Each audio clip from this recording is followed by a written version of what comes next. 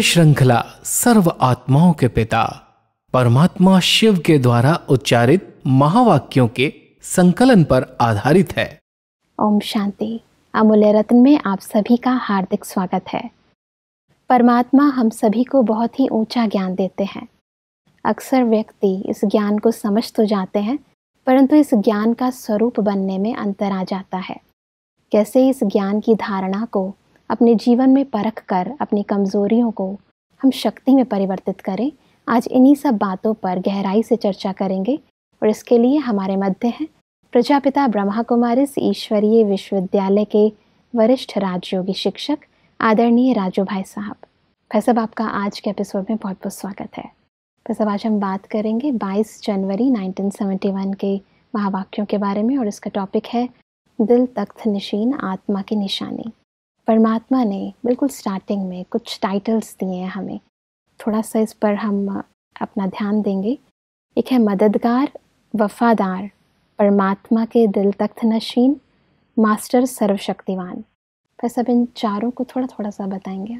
एक है परमात्मा के कार्य में सहयोगी बनना जी, उनको पहचान करके उनके स्नेह के साथ उनके कार्य में मदद करते हैं, तो मददगार बच्चे भी हैं। हाँ जी। लेकिन मददगार के साथ साथ जिनका निश्चय पक्का हो जाता है वो वफादार बन जाते हैं। जी।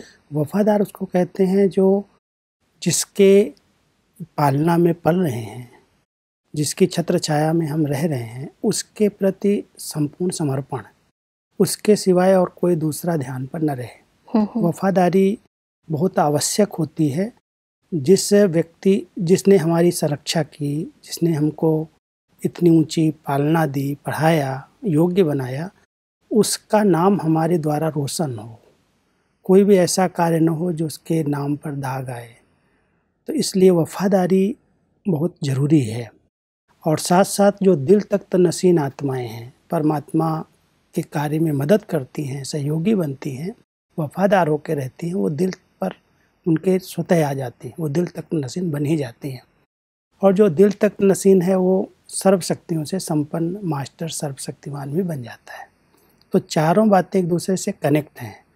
पहले मददगार बने, मददगार बनने के बाद वफादार स्थिति में रहें, माना एक बाप दूसरा न कोई, एक के सिवाय दूसरे में आँख न जाए, और फिर तीसरा वो दिल तख्त पर बैठ जाए, और दिल तख्त नशीन है तो सर्व शक्तियों से संपन्न स्वतः बन जाएंगे। बिल्कुल। परंतु आज भाई साहब हम विशेष दिल तख्त नशीन इस टाइटल के ऊपर ज़्यादा विचार करेंगे। तो परमात्मा ने पहले बताया कि दिल तख्त नशीन की निशानी क्या होगी, तो 4 निशानियां बताई हैं। पहली निशानी परमात्मा कहते हैं कि जो तख्त नशीन हुए हैं उनकी निशानी है कि एक तो जब भी कोई तख्त पर बैठते हैं तो तिलक और ताज दोनों तख्त नशीन की निशानी होती है। इस रीति दिल तख्त पर विराजमान आत्माओं की निशानी यही होती है कि उनके मस्तक पर सदैव अविनाशी आत्मा की स्थिति तिलक दूर से ही चमकता हुआ नजर आएगा। ये 2 निशानियां जैसे राजाई के तख्त पर जी, माता पिता किसी बच्चे को तख्त देते हैं, अपना तख्त राजाई का, तो ये दोनों चीज़ें, एक तिलक लगाया जाता है, एक विजय की निशानी है, आत्मिक स्वरूप की भी निशानी है, और साथ साथ जवाबदारियां भी आ जाती हैं, तो ताज भी मिल जाता। तो ताज और तख्त पर बैठने वालों को ताज और तिलक, ये 2 निशानियां उनकी स्वतः होती हैं। जी जी। और दूसरी बात परमात्मा कहते हैं कि सर्व आत्माओं के कल्याण की शुभ भावना उनके नैनों में व मुख से, मुख अर्थात मुखड़ा, फेस से दिखाई दे, मुखड़े से यह सब स्पष्ट दिखाई दे, ये निशानी है। क्योंकि जब जवाबदारी व्यक्ति की आती है तो क्या जवाबदारी है कि हमारे चेहरे से, हमारे वाइब्रेशन से, हमारी मनोवृत्तियों से सबका कल्याण हो। तो विश्व कल्याण की एक भावना, बहुत ऊंची भावना से, क्योंकि जवाबदारी का तख्त जब मिलता है तो उस तख्त पर बैठने वाली आत्माएं सर्व आत्माओं के कल्याणकारी, जैसे परमात्मा का कार्य वैसे बच्चों का कार्य, तो शुभ भावना से संपन्न बन करके सबका कल्याण करने के लिए वो निमित्त बन जाते हैं। बिल्कुल। और तीसरी बात परमात्मा कहते हैं कि उनका संकल्प, वचन और कर्म परमात्मा के समान हो। जैसे परमात्मा ने किया, बच्चे हैं तो संकल्प, बोल और कर्म उनके समान होने ही चाहिए, क्योंकि अगर पिता के कार्य अलग हैं और बच्चे के अलग हैं, तो बच्चे बाप का, परमात्मा का सो नहीं कर सकते। इसलिए ज़रूरी है जो उन्होंने किया, जो जिस प्रकार की शुभ भावनाएँ रखी, जिस प्रकार के इतने ऊंचे महावाक्य उच्चारण किए, जैसे उन्होंने करके दिखाया, हम उनको फॉलो करें। जी, और चौथी बात, जिन आत्माओं की सर्विस करें उन आत्माओं में स्नेह, सहयोग और शक्ति, तीनों ही गुण धारण कराने में उसमें शक्ति हो। स्नेह, सहयोग और शक्ति जब हमारे में होगी, हम अगर परमात्मा के स्नेही हैं, उनके हर कार्य में सहयोगी हैं और सर्व मर्यादाओं में चलने की शक्ति है जी, तो ये तीनों विशेषताएं अगर हमारे में हैं, तो जिनको भी हम ज्ञान देंगे, जिनको भी हम समझाएंगे, उनके अंदर भी क्वालिटी आ जाएंगी। फिर सब आगे बढ़ते हैं तो परमात्मा ने कहा कि किसी में तो स्नेहीपन की विशेषता है और कोई में सहयोगीपन की, लेकिन शक्ति रूप की धारणा कम है। इसकी निशानी फिर क्या दिखाई देती है कि शक्तिपन की कमी की निशानी है, और परखने की शक्ति कम की निशानी क्या है? एक तो परमात्मा बताते हैं कि सर्विस की सफलता नहीं। उसकी स्पष्ट निशानी 2 शब्दों में दिखाई देगी कि उनका हर बात क्यों, क्या, कैसे, क्वेश्चन मार्क बहुत होगा। ड्रामा का फुल स्टॉप देना उनके लिए बहुत मुश्किल होगा, इसलिए स्वयं ही क्या, क्यों, कैसे की उलझन में होगा। क्योंकि शक्ति की कमी है, कोई भी बात सामने आएगी। क्योंकि सेवा जब करते हैं, फील्ड पर हम जाते हैं तो कई बातें आती हैं, कहीं सफलता मिलती है, कहीं नहीं मिलती है, कोई विघ्न डाल देते हैं। तो उसमें हर शक्ति की कमी में हर बात में प्रश्न उठते रहेंगे, उलझता रहेगा व्यक्ति, क्या करूं, कैसे करूं, ऐसे हो गया, वैसे हो गया। तो प्रश्नों की अगर उलझन आ रही है, बार बार अंदर से प्रश्न उठ रहे हैं, उलझन में है, माना शक्ति की कमी है। स्नेही सहयोगी बनना तो सहज है, लेकिन जब तक हमने ईश्वरीय नियम और मर्यादाओं में चल करके अपने आप को शक्तियों से संपन्न नहीं बनाया, तब तक आने वाली परिस्थितियों में हम अचल अडोल नहीं रह सकते, हलचल में आ जाएंगे, क्वेश्चन उठेंगे। इसलिए परमात्मा हम सबको कहते हैं शक्तिशाली बनो, तो शक्तियों की सफलता होगी, शक्ति के आधार से सफलता मिलेगी, और सफलता मिलेगी तो कोई भी बात में प्रश्न नहीं उठेंगे। और सफलता इसलिए नहीं मिल रही है क्योंकि उसकी निशानी है कि हमारे अंदर क्यों, क्या और प्रश्न चित्त बने जा रहे हैं। प्रश्न उठ रहे हैं, बार बार कोई ना कोई क्वेश्चन उठते हैं, ऐसा हो गया, ऐसा नहीं होना चाहिए, इसने ऐसा क्यों किया। तो इन प्रश्नों में अगर उलझा हुआ तो सफलता कैसे मिलेगी? बिल्कुल। और दूसरी बात परमात्मा कहते हैं कि वो कभी भी समीप आत्मा नहीं बन सकेगा। संबंध में लाएंगे लेकिन समीप संबंध में नहीं लाएंगे। तो ब्राह्मण कुल की जो मर्यादाएं हैं उन सर्व मर्यादाओं स्वरूप नहीं बना सकेंगे, क्योंकि खुद में कमी है।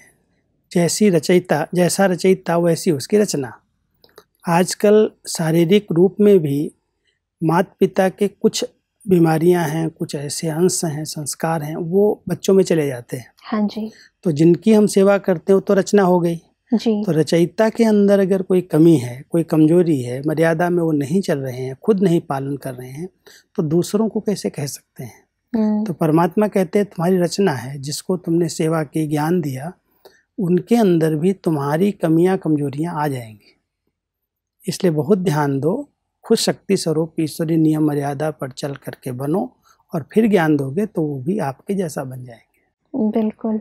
अक्सर ऐसा होता है जैसे कि लोग घरों में होते हैं और बच्चों के अंदर चाहते हैं कि कुछ परिवर्तन आ जाए या कुछ ऐसा हो कि उनमें कमियां दूर हो जाएं, परंतु वो कमियां अक्सर खुद में ही होती हैं।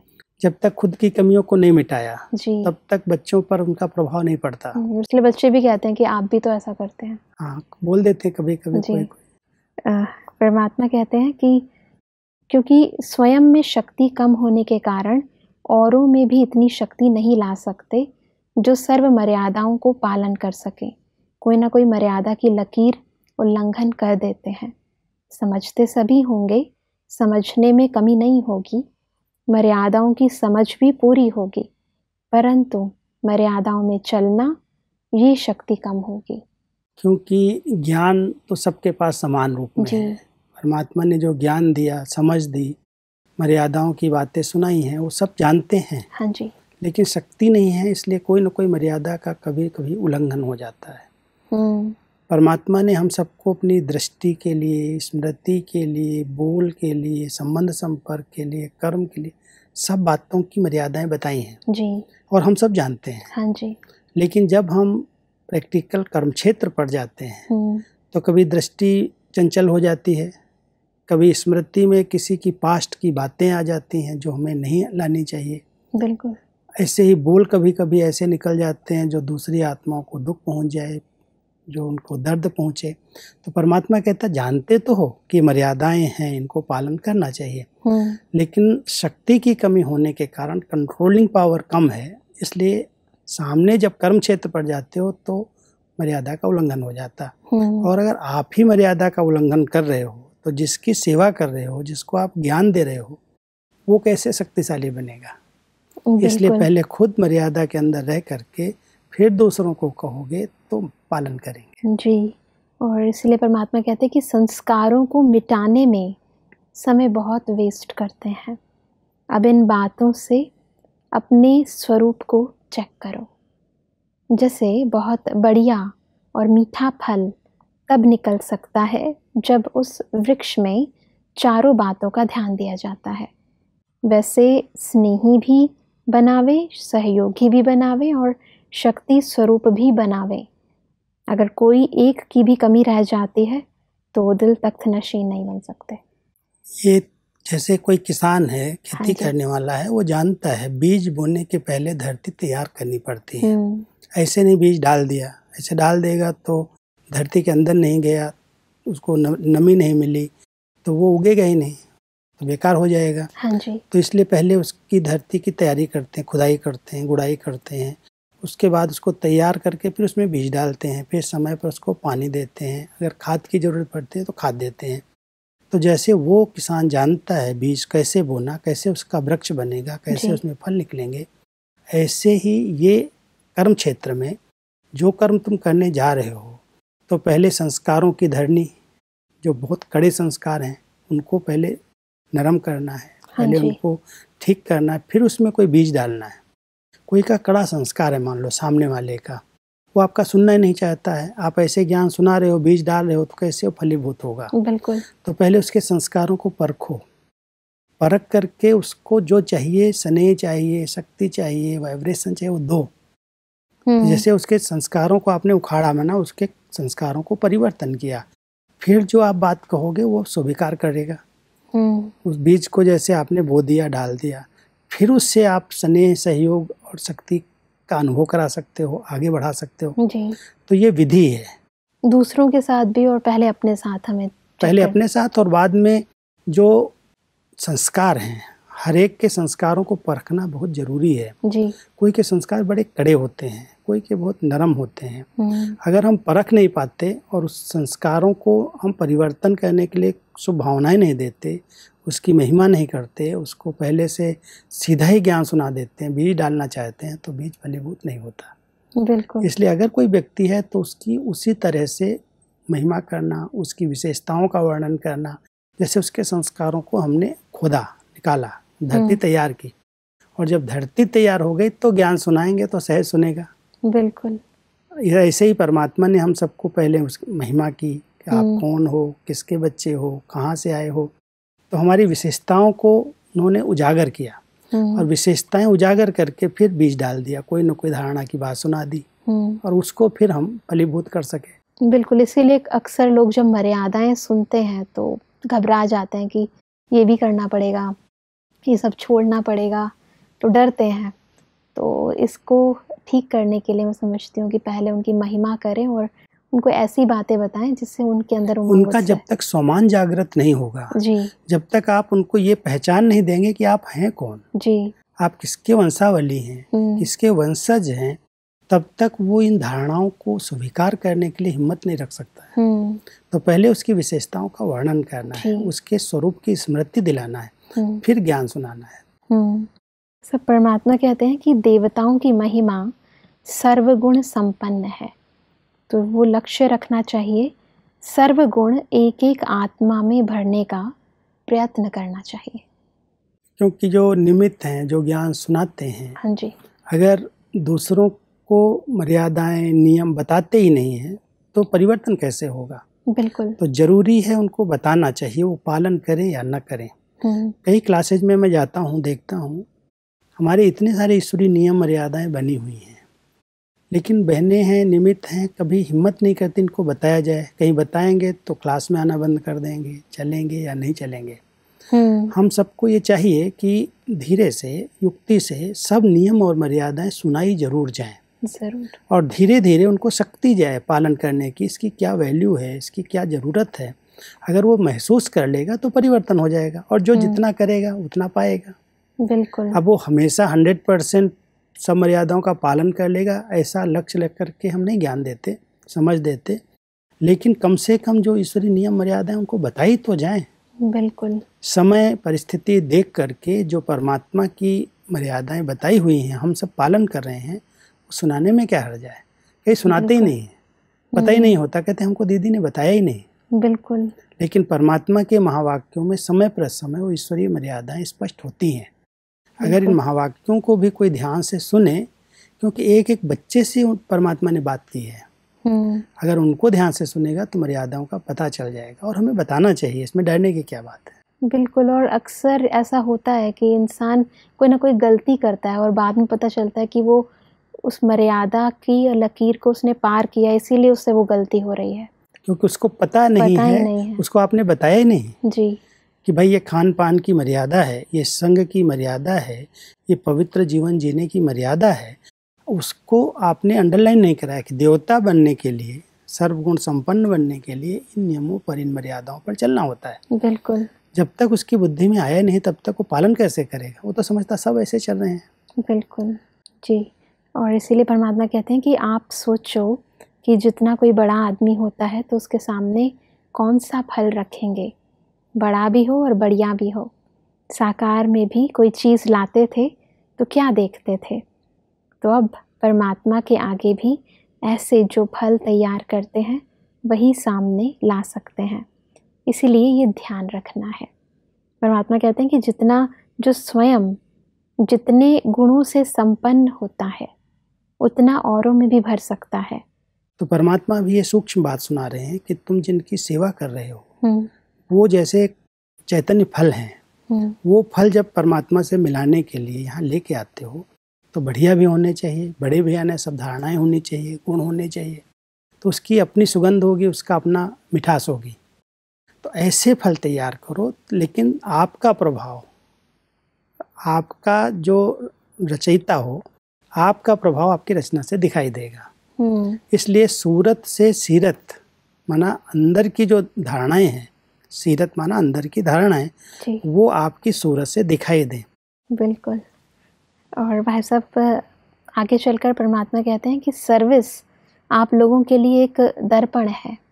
इस दर्पण के द्वारा अपने अंदर की स्थिति को आप देख सकते हो। जैसे दर्पण में अपनी सूरत सहज और स्पष्ट दिखाई देती है, ऐसे सर्विस के दर्पण द्वारा अपनी फीचर्स सूरत नहीं, सीरत का सहज स्पष्ट साक्षात्कार होता है। वो है सूरत का आईना और यह है सीरत का आईना। जिनकी सेवा की, हाँ जी, उनके अंदर जितनी धारणाएं आती गई, हाँ जी, तो जैसे जिसने सेवा की उसकी अंदर की सीरत, उनकी अंदर की धारणाएं सामने वाले व्यक्ति से, जिसकी सेवा आपने की, उसके द्वारा दिखाई देनी चाहिए।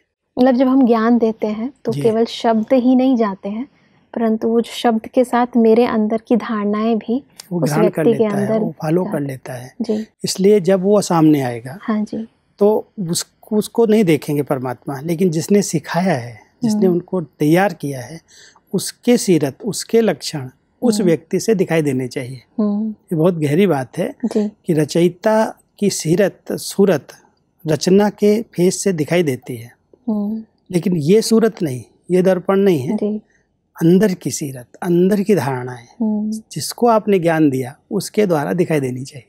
क्योंकि भाई साहब सबसे इम्पोर्टेंट चीज़ है कि मुझे ये रियलाइज़ हो कि मेरे अंदर की कमज़ोरियाँ क्या हैं, तभी परिवर्तन करने की हमारे में जब तक कोई महसूस ही नहीं करता है तब तक तो परिवर्तन करना संभव ही नहीं है। बिल्कुल, पहले उसको महसूस तो ये गलत हूँ। कई लोग दूसरों को परेशान करते हैं, डिस्टर्ब करते हैं। अगर आप उनको पूछेंगे ऐसा क्यों करते हो, कहेंगे ऐसा क्या गलत किया मैंने। उनके बोलने से, उनके के टोन से, भाषा से पता चलता है कि दूसरे आत्माएं डिस्टर्ब हो रही हैं और वो किनारा भी उनसे करना चाहती हैं, लेकिन जो बोल रहा है, जो कह रहा है, उसको महसूस नहीं होता कि मैं गलत हूँ। बिल्कुल। तो जब तक हम रियलाइज नहीं करते हैं तब तक परिवर्तन कैसे होगा। तो परमात्मा हम सबको ये महावाक्य उच्चारण करके महसूस कराते हैं कि पहले अपनी कमियों को रियलाइज करो जी। और अगर खुद नहीं परिवर्तन कर सकते हो तो जो निमित्त हैं, जो बड़े हैं, उनसे बात करो, उनसे सलाह लो कि ये कमी हमारे अंदर है जी। ये संस्कार हम कैसे चेंज करें जी। लेकिन उसमें भी कईयों को देहाभिमान आता है कि मैं अपनी कमी कमजोरी दूसरों को क्यों सुनाऊं, क्यों बताऊं। हाँ जी। तो बताते नहीं हैं, फिर वो कमियां बढ़ती जाती और कई प्रकार के फिर नुकसान होते हैं। फिर सब आगे बढ़ते हैं तो परमात्मा कहते हैं कि टीचर्स को अपने फरिश्तेपन के फीचर्स द्वारा सर्विस करनी चाहिए। टीचर्स द्वारा ये शब्द अब नहीं निकलने चाहिए कि ये मेरी नेचर है। ये कहना शक्तिहीनता की निशानी है। पुरुषार्थ शब्द से यूज़ नहीं करते हैं, परंतु पुरुषार्थ शब्द पुरुषार्थ से छुड़ाने का साधन बना दिया है। क्योंकि कई प्रकार की कमियां, कमजोरियां, कहते हम तो पुरुषार्थी हैं ना जी। पुरुषार्थी माना जैसे कमी कमजोरी करने की छूट है। तो परमात्मा कहता है उस शब्द को, पुरुषार्थ शब्द है कि वो जो एक बार गलती की, हमारी मातेश्वरी जी का एक बहुत अच्छा स्लोगन था जी। और उसी से उन्होंने नंबर 1 ले लिया जी। कहती थी कि अगर कोई एक बार महसूस हुआ कि गलत है, ये गलती है, वो दोबारा रिपीट नहीं होनी चाहिए। एक बार हो गई, आपने महसूस कर लिया, तो ऐसा संकल्प करो, ऐसी प्रतिज्ञा करो कि दोबारा रिपीट न हो। तब तो कहेंगे आप पुरुषार्थी हो। और बार बार वही भूल कर रहे हो, वही बात कर रहे हो और कहते हम पुरुषार्थी हैं। पुरुषार्थी माना अलबेलेपन के कारण वो शब्द यूज कर रहे हो। अगर पुरुषार्थी हो तो पुरुषार्थी माना एक बार महसूस हो गई ये बात कमी है, ये कमजोरी है, तो जीत लो।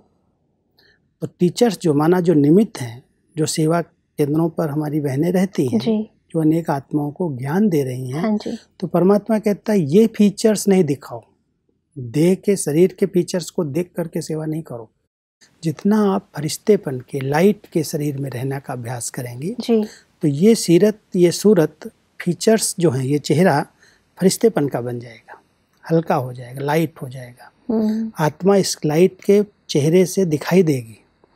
तो उसके द्वारा जब सेवा करोगे तो आपको सफलता मिलेगी। इसलिए अभी अभ्यास ये करो कि मैं आत्मा इस मिट्टी के शरीर से अलग हूँ, मैं लाइट के शरीर में हूँ। और जब लाइट के शरीर में रहने का अभ्यास होगा, फिर जो आप सेवा करोगे उसमें सफलता मिलेगी। हम परमात्मा कहते हैं कि सदैव ऐसे समझो जैसे कोई गुंबज में जो आवाज़ किया जाता है वह लौटकर आपके पास आ जाता है। इतना अटेंशन अपने संकल्पों पर रखना है। ये बहुत बड़ी बात है। हमने कई गुंबज ऐसे देखे हैं, कहीं कहीं बने हुए हैं। एक कोने में आप ऐसे अगर थोड़ी सी तीली भी लगाओ ऐसे, दूसरे कोने में बैठे हुए को सुनाई देती है। गुंबज में आवाज बहुत कई गुना होकर के, बड़ी होकर के दूसरे तक पहुंचती है, इको होता है। तो परमात्मा कहता है संसार जैसे गुंबज है। आप जो संकल्प रच रहे हो, जो संकल्प होगा वो दूर बैठी हुई आत्मा भी कैच कर सकती है। इतना अटेंशन अपने संकल्पों पर हो, अपने बोल पर हो कि इस गुंबज के अंदर, इतने बड़े विश्व के अंदर जो संकल्प मैं आत्मा कर रही हूँ वो पूरे विश्व की आत्माओं के तक पहुँच रहा है।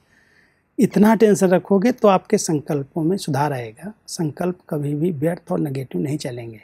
ये गुंबज के अंदर हम बैठे हुए हैं और ये आवाज़ गूंज रही है, ये संकल्प गूंज रहे हैं, इस वायुमंडल में फैल रहे हैं।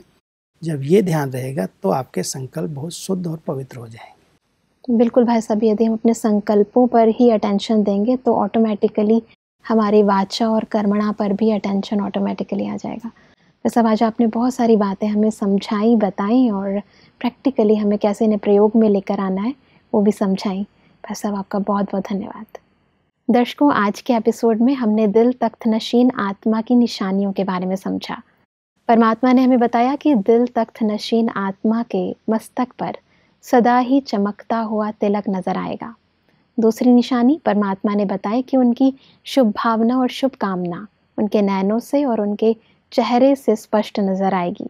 परमात्मा ने बताया कि उनके संकल्प, बोल और कर्म परमात्मा के समान होंगे और साथ ही जिनकी भी वो सेवा करेंगी उनमें स्नेह, सहयोग और शक्ति, इन तीनों गुणों की धारणा बिल्कुल उनमें भर जाएगी।